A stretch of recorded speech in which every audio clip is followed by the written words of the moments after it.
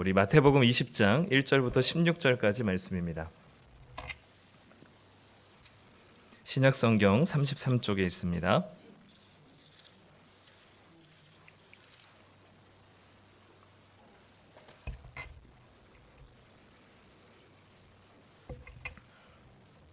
마태복음 20장 1절부터 16절까지 말씀. 조금 길어서 우리 12절부터 읽겠습니다. 12절부터 16절까지. 우리 함께 다 찾으셨으면 20장 12절부터 16절까지 교독하고 마지막 절은 같이 읽겠습니다. 제가 먼저 12절 읽겠습니다. 나중 온 이 사람들은 1시간밖에 일하지 아니하였거늘 그들을 종일 수고하며 더위를 견딘 우리와 같게 하였나이다. 주인이 그 중에 한 사람에게 대답하여 이르되 친구여 내가 내게 잘못한 것이 없노라. 내가 나와 한 데나리온의 약속을 하지 아니하였느냐. 내 것이나 가지고 가라. 나중 온 이 사람에게 너와 같이 주는 것이 내 뜻이니라. 내 것을 가지고 내 뜻대로 할 것이 아니냐. 내가 선함으로 내가 악하게 보느냐. 함께 읽겠습니다. 이와 같이 나중된 자로서 먼저 되고 먼저 된 자로서 나중 되리라. 아멘. 2024년 12월 마지막 31일 날입니다. 이제 좀 있으면 지금 24분인데요. 이제 한 26분 남았네요. 한 살씩 더 먹게 된 것을 축하드리고요. 어후 나왔습니다. 오늘은 좀 송구영신 예배를 드리면서 어떤 말씀을 좀 같이 나눠야 될까 생각하다가 은혜, 여전히 우리에게 필요한 건 은혜라는 생각이 들어서 이 본문을 같이 함께 보려고 합니다. 우리 그 기독교계의 영원한 형님이시죠. 우리 C.S. 루이스 형님이 인간의 마음속에 이 원죄의 흔적이 있는데 그 흔적 중에 하나가 이기심이다라고 얘기했습니다. 남녀노소를 불문하고 모든 인간에게 가지고 있는 이기심이 모든 인간에 가지고 있는 죄의 흔적 중에 하나가 이 이기심이라고 얘기했는데 이것이 평소에는 마치 씨앗처럼 잘 드러나지 않다가 우리 마음속 깊은 곳에 자리 잡고 있다가 적절한 기회만 생기면 언제든지 발현되어서 죄의 모습으로 나타나게 하는 것이 바로 이 이기심이다라고 얘기합니다. 다른 말로 하면은 이 세상의 모든 중심이 나를 위해서 존재하고 나를 중심으로 돌아가야 한다고 생각하는 방식들이죠. 이 이기심이 우리에게는 굉장히 나는 별로 이기적인 인간이 아니다라고 생각할지 모르겠지만 우리는 태생적으로부터 이기적인 인간입니다. 천사 모습한 인간 갓난 아기에게도 이런 이기심이 있고요. 우리 아주 똘망똘망하게 쳐다보는 저는 하늘이 같은 초등학교 1학년 학생들도 이기심이 다 있습니다. 뱃속에 심지어 엄마 뱃속에 있는 아기도 아주 이기적이어서 자기에게 필요한 것을 가져오는 일에 아주 조금의 망설임도 없죠. 그래서 자기 몸에 필요한 것들 또 필요 없는 것들을 또는 위험하다고 생각하는 것들은 온몸으로 거부를 합니다. 그렇게 뱃속에 있는 아이가 온몸으로 거부하니 엄마는 어떻게 돼요? 산모들은 입덧을 하는 거죠. 아이가 그것을 거부하는 것이 그 음식을 거부하니 산모들이 입덧을 하는 겁니다. 그러니까 어떻게 보면 태생적으로 우리는 처음부터 굉장히 이기적인 존재인 것이죠. 한 해를 마감하고 그리고 돌아보는 이 시간에 우리가 지난 1년 동안 우리 모두는 어쩌면 이 이기심으로 가득한 세상에서 애쓰며 살아왔었던 시간들인 것 같습니다.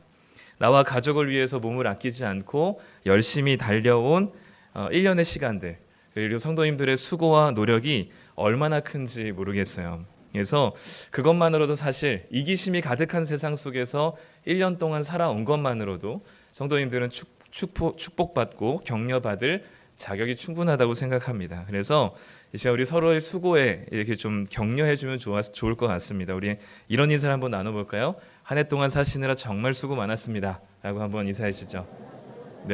한 해 동안 수고 정말 많으셨습니다.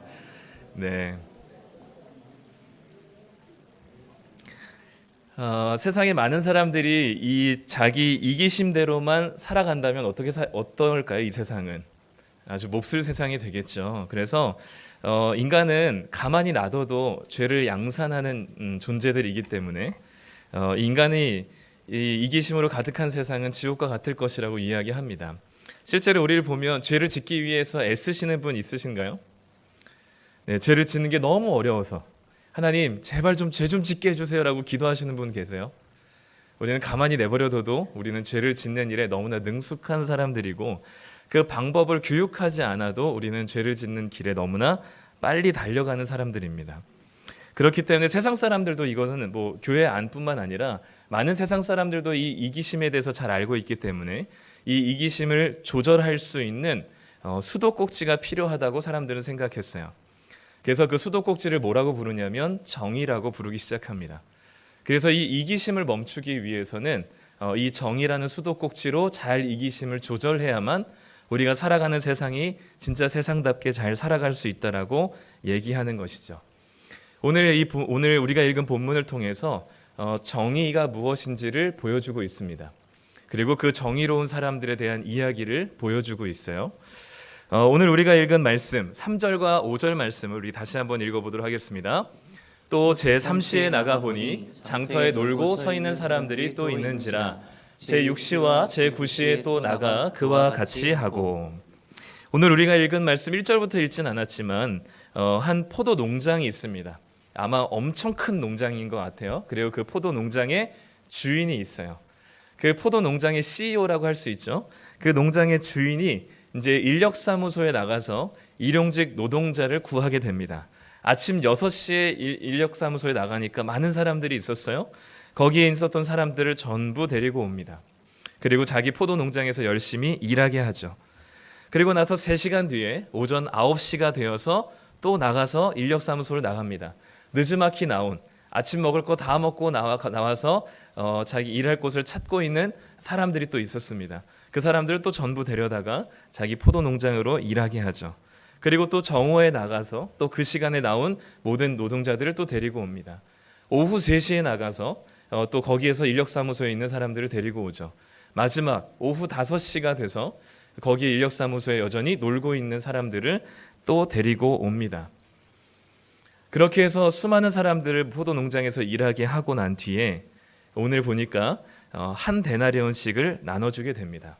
한 데나리온은 그냥 일용직 노동자의 하루 품삯이라고 생각하면 되니까 한 20만 원이라고 치죠. 그러니까 오전 6시부터 오후 6시까지 일한 사람도 20만 원의 일당을 주고 오후 5시부터 오후 6시까지 1시간 일한 사람들에게도 동일하게 일당 20만 원을 주는 거죠. 12시간을 일한 일꾼이나 1시간을 일한 일꾼이나 모두에게 같은 품삯을 주고 있는 겁니다. 그러자 먼저 온 일꾼들이 주인을 원망하면서 11절 12절에 이렇게 이야기합니다. 같이 한번 읽어보겠습니다. 받은 후 집주인을 원망하여 이르되 나중 온 이 사람들은 1시간밖에 일하지 아니하였거늘 그들을 종일 수고하며 더위를 견딘 우리와 같게 하였나이다 라고 얘기하죠. 이게 말이 됩니까 주인님? 하루 종일 사장님 이러는 거죠. 하루 종일 땡볕에서 땀 흘리면서 일을 한 사람과 일 해질 무렵에 와가지고 1시간 정도 깨작거리다 간 사람이랑 어떻게 똑같은 임금을 주실 수가 있습니까? 이건 공평하지가 않습니다. 정의롭지가 못합니다. 정말 말도 안 되는 일입니다 라고 따져 묻는 거죠. 성도님들이 오전 6시부터 오후 6시까지 12시간 일한 사람이라면 일한 사람과 그리고 오후 5시부터 오후 6시 1시간 동안 일한 사람이 동일한 임금을 준다면 성도님들이 오전 6시부터 일한 사람이라면 어떤 마음이 들까요? 억울하시겠죠? 그럼 내일 몇 시에 나오시면 될까요? 네, 오후 5시에 나오면 주인이 또 올까요? 포도농장의 주인이? 제 생각에도 이거 너무 억울한 상황인 것 같아요. 공정하지가 않은 것 같아요. 먼저 온 일꾼들의 불만이 너무 당연해 보이고요. 이런 억울한 일이라고 생각이 듭니다. 더 많이 일한 사람들이 더 많이 받아야지. 더 수고한 사람이 더 많이 받아야죠. 적게 수고한 사람과 더 많이 수고한 사람이 똑같은 이 품삯을 받으면 이게 말이나 됩니까? 우리는 이 억울한 상황을 견디지 못하죠. 저희 집에도 2명의 그 여자 아이들이 있는데 자기에게 조금만 손해가 되면 그것이 젤리 한 개라 할지라도 피 터지게 싸우는 애들입니다.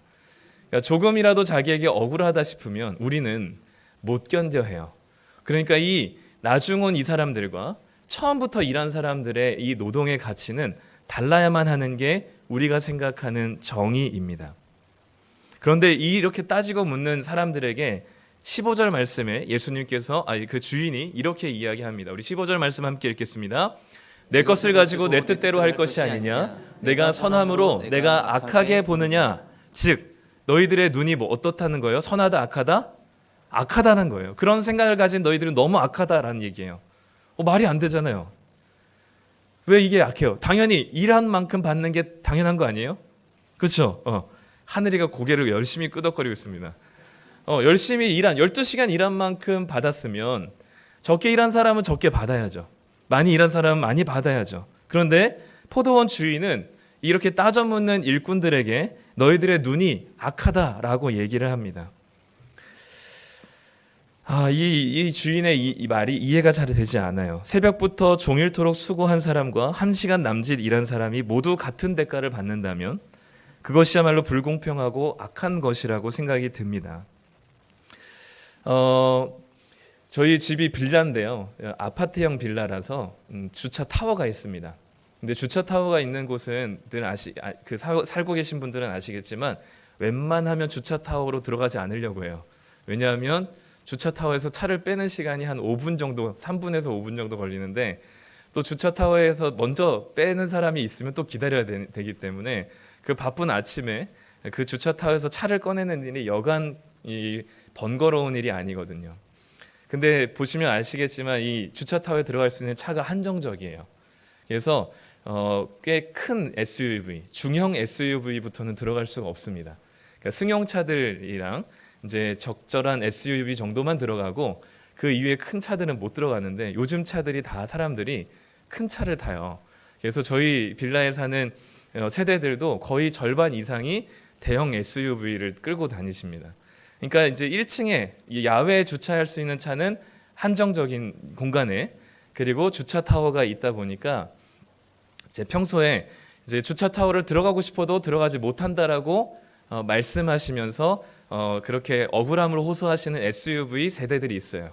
그러니까 승용차 세대들한테 너네들이 들어갈 수 있잖아. 우리는 들어갈 수가 없어. 라고 얘기하면서 이렇게 이걸 가지고 엄청 싸워요, 진짜로. 단톡방이 있거든요. 네, 피 터집니다. 네. 정말 싸움 날 것 같아요. 그것 때문에 경찰도 한 몇 번 왔었는데, 그러니까 이게 다들 밖에다 대고 싶어해요. 빨리 출근하고 빨리 나가기 위해서. 근데 진짜 신기한 건 뭐냐면 눈이 억수로 오는 날에는 밖에 차가 한 대도 없어요. 다 그동안에 말도 안 듣던 승용차 세대들도 다 모두 다 주차 타워 들고 들어가고 그동안 애매한 SUV 밖에 세워놔도 뭘 안 하고 주차 타워에도 들어가도 뭘 안 하는 저 같은 스포티지 차량 들어가도 되고 나와도 되거든요. 그런 차량들도 올해 다 밖에다 대는데 눈이 많이 오는 날은 다 주차 타워로 다 들어가요. 꽉 차서 될 데가 없어요. SUV는 또 몇 대 못 대거든요. 그러니까 저는 어쩔 수 없이 이제 밖에다 대는데 그런 걸 보면 우리는 나에게 조금이라도 손해가 될 것 같으면 법이라는 테두리나 또는 규칙이라는 테두리 안에서 우리는 내가 할 수 있는 한 최대한 이익을 보려고 하는 거죠. 우리는 그것이 정의라고 생각하고 나는 이런 차를 가졌기 때문에 너가 들어갈 수 있는 너 차가 들어가야 된다라고 생각하면서 우리는 상대방에게 계속된 정의를 강요합니다. 때때로 우리는 그것이 좀 말이 안 된다는 이야기도 알지만 결국은 자신들의 이익에 앞에서는 무너지기 십상이죠. 근데 오늘 본문 말씀을 자세히 살펴보면 포도원 주인은 사실 이런 이 먼저 온 사람이 억울해할 만한 그런 상황을 만들지 않을 수 있는 방법이 한 3가지 정도가 있는 것 같아요. 첫 번째는 나중에 온 사람에게 12분의 1의 품삯을 주는 거죠. 그러니까 적게 일한 사람은 하루 품삯이 20만 원이니까 그중에 12분의 1, 1시간 정도의 분량만큼의 품삯을 금액을 주면 적게 주면 됩니다. 그러면 다 공평하고 주인에게서도 지출되는 돈이 줄겠죠. 두 번째는 뭐냐면 먼저 온 일꾼들에게 더 많이 챙겨주는 겁니다. 일종의 보너스나 상여금 정도가 되겠죠. 그래 여기 1시간 일한 사람도 20만 원 주는데 12시간 일한 너희들에게는 조금 더 줄게 라고 하고 조금 더 얹혀주면 아마 입이 쑥 들어갈 거예요. 세 번째 방법은 뭐냐면 일당을 지급할 때 순서를 오전 6시에 온 사람에게 먼저 일당을 20만 원 주고 보내고 그 다음 또 오전 9시에 온 사람들에게 똑같은 일당을 주고 보내고 이런 식으로 순차적으로 보내면 누가 얼마 받았는지 서로 알 길이 물론 나중에 들통날 수도 있겠지만 없기 때문에 순차적으로 또 보내면 그렇게 이렇게까지 따져 묻거나 갈등을 일으킬 만한 상황은 없을 것 같아요. 그런데 이상하게도 포도원 주인은 여러 가지 그런 갈등이 없을 만한, 갈등을 일으키지 않을 만한 방법이 여러 가지가 있는데도 불구하고 그렇게 하지 않았어요. 효율적인 방법이 3가지나 있는데도 포도원 주인은 어떤 방법도 선택하지 않고 보란듯이 모두에게 동일하게 20만 원을 줍니다. 왜 그랬을까라는 것의 질문에 예수님께서 오늘 답을 20장 1절에서 이렇게 이야기하고 있습니다. 우리 20장 1절 말씀을 함께 읽겠습니다. 천국은 마치 품꾼을 포도원에 들여보내려고 이른 아침에 나간 집주인과 같으니. 예수님은 이 이야기를 통해서 무엇을 보여주려고 하냐면 천국, 하나님 나라가 어떤 나라인지를 보여주고 싶으시다는 겁니다. 즉 하나님 나라와 세상 나라가 어떻게 다른가를 보여주고 싶으셨던 것이죠. 하나님 나라에서 정의와 세상 나라에서 정의가 다르다는 것을 보여주고 싶으신 겁니다. 자신이 노력하고 수고한 만큼 더 나은 대우와 보상을 요구하는 것, 그리고 공동체 내에서 조금이라도 더 나은 입장과 위치에 서고자 하는 것이 세상의 정의라면, 예수님은 오늘 비유를 통해서 하나님 나라가 대부분의 사람들이 생각하는 정당하다고 생각하는 것과는 하나님 나라의 정당성과는 매우 다르다는 이야기를 해주고 싶으신 것이 바로 이 포도원 품꾼의 이야기인 것이죠. 우리는 언제나 정의롭다고 외치지만 사실 그 정의는 우리의 이기심에 기반하여 있기 때문에 아까 그 주차 문제를 통해서 사람들이 보였던 반응처럼 굉장히 자기의 편의에 따라서 그 정의는 옮겨가기도 합니다. 그렇기 때문에 이 사람들이 못 견뎌 하는 것은 저 사람과 내가 똑같을 수 없다라고 생각하는 것이죠. 이기심으로 가득한 세상 속에서는 불행히도 인간은 평등하지 않습니다. 인간의 이기심은 끊임없이 나와 너를 가르기를 좋아하고 너와 내가 같을 수 없다는 사실을 반복적으로 얘기하고 싶어 하죠. 그래서 12절에 보면 이렇게 얘기합니다. 나중은 이 사람들은 1시간밖에 일하지 않았는데 종일 수고하며 더위를 견딘 우리와 같을 수가 없습니다. 왜 나중에 온 이 사람들이 우리와 같을 수 있습니까? 라는 게 이 문제의 핵심입니다. 우리가 느끼는 불편함의 이 정체가 바로 여기에 있습니다. 왜 저 사람들이 우리와 같아야 됩니까? 라는 거죠. 그들과 우리가 다르다고 편을 가르고 내가 그들보다 조금 더 좋은 대우를 받는 것이 세상에서는 정의라고 말한다면, 그리고 그것이 평등하다라고 얘기하는 제자들에게 예수님께서는 하나님 나라는 너희들이 그렇게 보는 기준이 악하다라는 것을 이야기하시고 계십니다. 아침 일찍 도착해서 종일 수고한 일꾼들은 누구를 가리키냐면 12 제자들을 가리킵니다. 왜냐하면 이 20장 바로 앞에 어떤 이야기가 있었냐면 제자들이 예수님과 함께 걸어가다가 천국에서 누가 크냐, 즉 예수님의 제일 첫 번째 사랑받는 자가 누구냐라는 이야기로, 누가 더 크냐라는 이야기로 싸우고 있었습니다. 천국에서 하나님 나라에서 누가 크냐, 모든 제자들이 다 자신들을 누구라고 생각했냐면 아침 6시에 부름받은 일꾼이라고 생각했어요. 그래서 하나같이들 자기가 제일 큰 사람이다, 자기가 제일 큰 영광과 보상과 정당성을 부여받는 아침 6시부터 12시간 동안 수고하여 일한, 처음부터 예수님과 함께 동행했었던, 누구보다 예수님으로부터 보상받으려면 제일 많은 보상을 받아야만 하는 사람들이라고 스스로 생각하면서 자신들이 싸우면서 왔거든요. 그때 예수님께서 천국이 무슨 곳인지를 내가 한 이야기를 통해서 보여주시겠다 하고 얘기하면서 한 이야기가 포도원 품꾼의 이야기입니다. 하루라도 먼저 자신들이 예수님을 따랐기 때문에 자신들이 더 높은 자라고 말하는 제자들을 보시면서 예수님은 하나님 나라는 너희들이 생각하는 그런 나라가 아니라는 사실을 얘기하시는 겁니다. 하나님 나라는 가장 나중에 온 자에게도 동일하게 한 데나리온의 일당을 주는 나라라는 것을 알려주고 계시는 것이죠. 그 나라는 자격이 없는 사람도, 능력이 부족한 사람도, 모자라고 결핍으로 가득 찬 그 사람들도 하나님의 넉넉한 은혜를 입을 수 있는 나라라는 것을 소개하고 계시는 겁니다. 그렇기 때문에 이 비유를 통해서 한 신학자가 이런 이야기를 했습니다. 제가 잠깐 읽어보면 이렇습니다. 당시 일용직 노동자들의 1년 품삯은 200데나리온 정도였습니다. 365일 내내 노동을 하는 것이 아니기 때문에 1년에 200일 정도를 일한다고 보면 이 200일 정도 일한다고 봤을 때 평균적으로 이 노동자들이 하루 일해서 벌 수 있는 이 품삯이 한 데나리온인 거죠. 최소 생계비에도 못 미치는 수준이었지만 한 가족이 간신히 하루 버틸 수 있는 것이 한 데나리온 정도였습니다. 이 사람이 말한 것처럼 포도원 주인이 한 데나리온의 품삯을 정한 이유, 그러니까 12시간 일한 사람이나 9시간 일한 사람이나 6시간 일한 사람이나 3시간 일한 사람이나 1시간 일한 사람이나 동일하게 그 한 데나리온의 품삯을 정한 이유는 그 사람이 얼마나 일했고 포도 농장에 얼마나 기여했느냐의 기준이 아니라 그 사람의 한 가족이 간신히 하루를 버틸 수 있는 최소한의 돈이 얼마냐는 것에 집중했기 때문입니다. 만약 그만큼을 벌지 못하고 12분의 1만 1시간 일했으니까 하루 품삯의 12분의 1만 준다고 생각했을 때 그 가족이 하루를 굶어야 한다는 것을 염두에 두고 한 결정인 것이죠.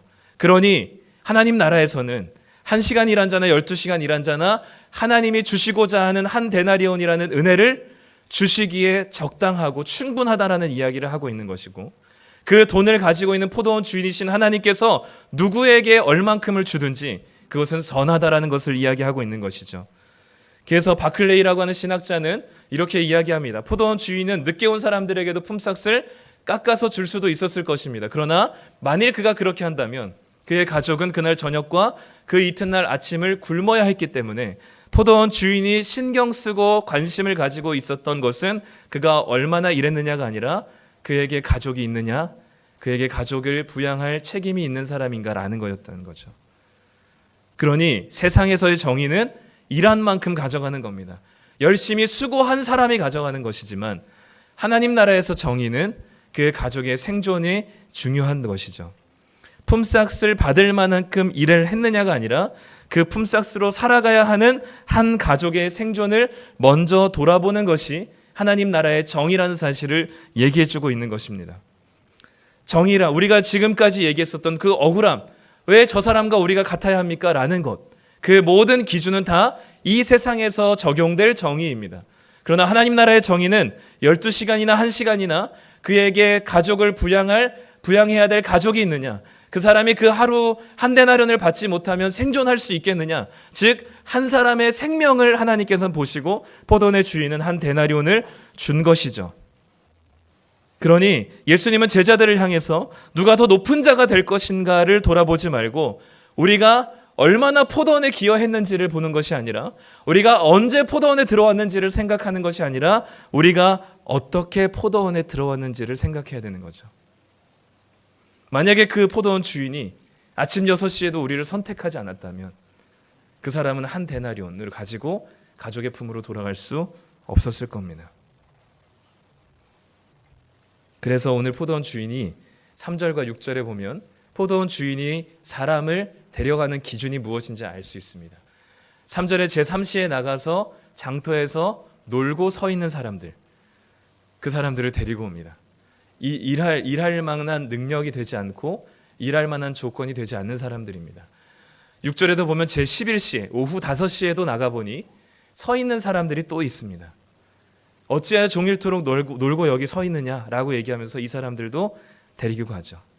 이 사람들이 일할 만한 가치와 능력이 얼마나 되는지가 선택의 기준이 아니라 이 사람이 가지고 가야 될 한 데나리온을 가져가야 될 사람인지를 보는 것이죠.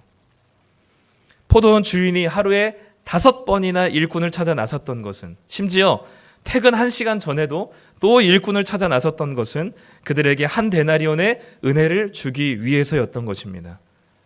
세상의 이기심은 정의라는 기준을 가지고 나와 타인을 나눕니다. 끊임없이 자신과 다른 사람들을 비교하죠. 다른 사람들을 끄집어 내려서라도 내가 남보다 한 계단 더 위에 서는 것이 성공이라고 이야기합니다. 그러나 하나님께서는 천국은 일반적인 포도원의 집주인과 다르다라고 얘기하시면서 그 특별하고 독특한 포도원 주인의 이야기를 보여주시며, 포도원 주인의 목표는 포도 수확이 아니었고 단 한 명이라도 더 많은 사람들에게 하루치의 온전함을 주는 것이라고 이야기하십니다. 한 데나리온이 아니면 살아갈 수 없는 사람들에게 생명의 양식을 주기 위해 퇴근 1시간 전에도 일꾼을 찾아 나섰던 것이죠. 우리는 몇 시에 들어온 사람들입니까? 오전 6시부터 하나님 나라를 위해 주님의 부르심을 받고 오신 분들 계십니까? 아니 오전 9시 정도에 와서 그래도 9시간 정도는 기여했다고 생각하십니까? 오전 6시에 왔기 때문에 내가 정말 하나님으로부터 보상받을 만한 자격이 있고 주님이 데나리온을 주신다면 나한테는 가득가득 채워주신 축복을 내리셔야 된다고 생각한다면 그런 제자들을 향해서 예수님께서는 너희들이 바로 오후 5시에 온 자들이라는 사실을 얘기해주고 있는 것처럼 여기에 있는 우리 모두는 그럴 만한 자격이 없는 우리들에게 한 데나리온의 은혜를 베푸신 그 은혜를 부여받은 오후 5시에 온 자들이라는 사실을 깨닫기를 소망합니다. 오직 하나님이 우리가 뛰어나서가 아니라 대단해서가 아니라 하나님으로부터 데나리온을 받을 만한 또는 구원을 받을 만한 자격과 능력과 조건이 우리에게 있어서가 아니라 오직 하나님이 우리를 먼저 사랑하기로 결정하셨기 때문에 하나님이 우리에게 은혜를 주시기로 작정하셨기 때문에 가망이 없는 아무도 불러주지 않는 오후 5시 같은 인간과도 같은 우리들을 부르셔서 도무지 갚을 수 없는 은혜를 한 데나리온의 은혜를 우리에게 주신 것이죠. 제자들조차 착각한 것은 자신들이 모두 새벽 6시에 도착한 일꾼이라고 생각했던 것입니다. 한 데나리온의 자격이 충분한 자들이라고 생각했던 거죠.